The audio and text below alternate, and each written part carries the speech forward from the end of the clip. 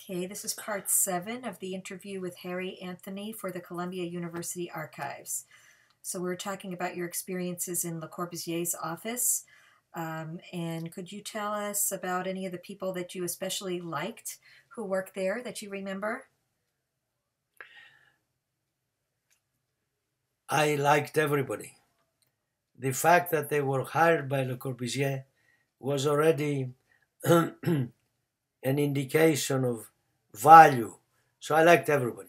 But the two with whom I had to do the most as part of the daily activities that I had to do were Jerzy Soltan and Andrzej Wojciechowski. The one as far as city planning activities go, and the other as far as administrative things go. When a project should be finished, when we would send our bill to be paid, and all these things, you see.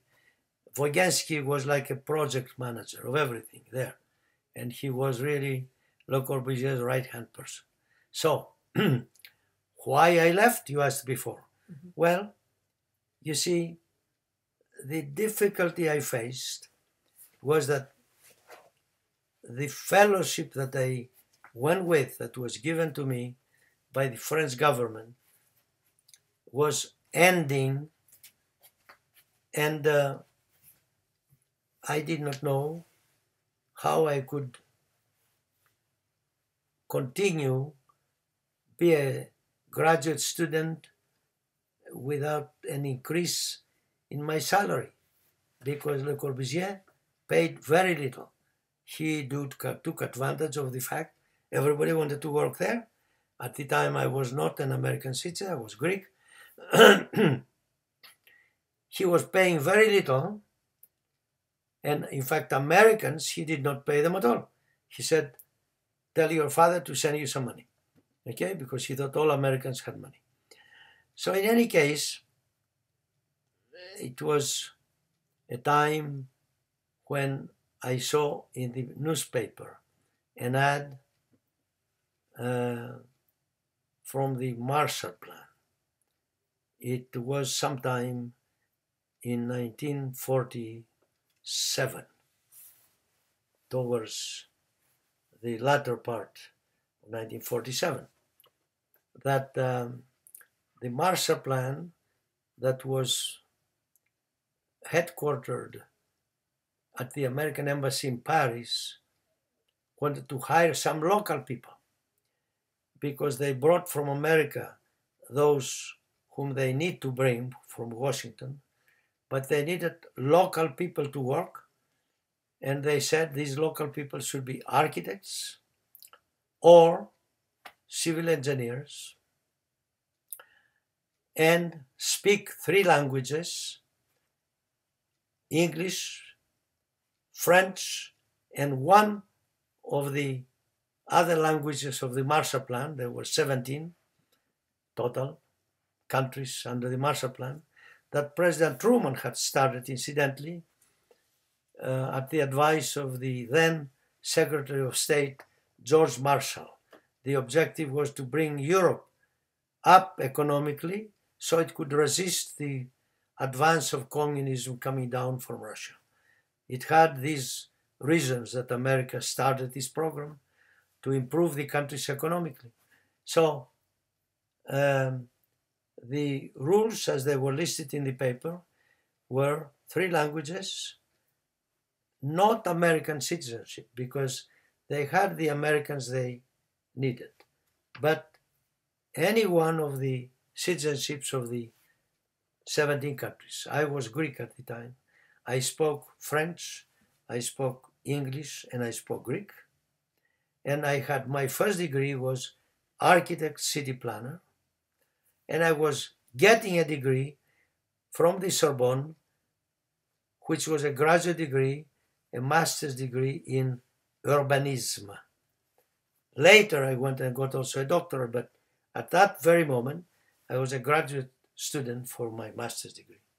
So I took the newspaper, I want to be interviewed. I did go to Wojciechowski, and I said, maybe you'll give me a recommendation, because he was the administrator one. He spoke to Le Corbusier. I don't know exactly what they said, but they came to me with a beautiful letter that basically said something very nice, that hire this man, because what you will give him to do, he'll do in half the time, and it will be twice as good. It was, for me, I felt good. So in any case, they didn't feel bad that I was going to leave. They understood that I had money problems when my fellowship would end, and they were not in a position to pay me more. So I went to be interviewed at the American Embassy. They hired me on the spot because I met all their requirements, and they paid me $300 a month, which was, compared to Le Corbusier, 4 times more. You see, per month, I never felt so rich in my life. I liked opera. I could buy tickets and go up there instead of going like this to the opera to see from high up. I could buy a seat and be there. And it was just a marvelous job. They gave me something very, very interesting to do.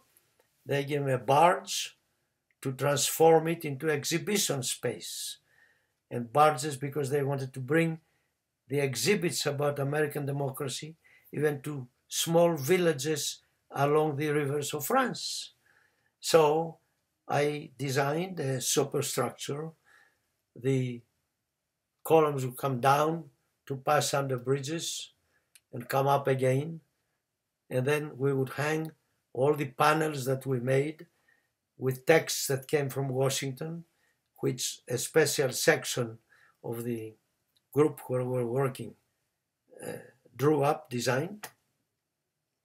And then I put a movie house in the hold of the barge underneath, where you could move the chairs this way or that way, and that way you could see a puppet show where the kids would learn about the American democracy, where their parents would watch all the exhibits upstairs. It was a beautiful job. I mean, beautiful, well-paying job. It was marvelous. It was extraordinary. And then later we had to do another barge. Later we had to do some buses that went up to villages and again open them up like this and put exhibits inside. The whole idea was to spread American democracy all over. So in any case, my boss was Peter Harden, an architect who had graduated from Yale University. He's the man who gave me a beautiful letter of recommendation a couple of years later. And with his letter, I was able to find my job in America. But in any case, I had worked for good people before. Maurice Rotival, a well-known city planner, who was a professor of city planning at Yale University, but his consulting office was on Wall Street in New York. And then Doxiadis in Greece, and then Le Corbusier, and somehow I had a good resume. They hired me. I was very, very happy. And so happy, in fact, that a year later, 1949, when I met at the American Embassy a beautiful young lady who was Greek American. She spoke Greek and English and a little French. She had come there to visit her brother, who was a diplomat at the American Embassy. So somehow we became friends, and this advanced to such a point that about a year later, maybe a year and a half later, On the 23rd of September of 1950, we got married. So these are the things. Okay, so that concludes Harry Anthony part 7 of the interview.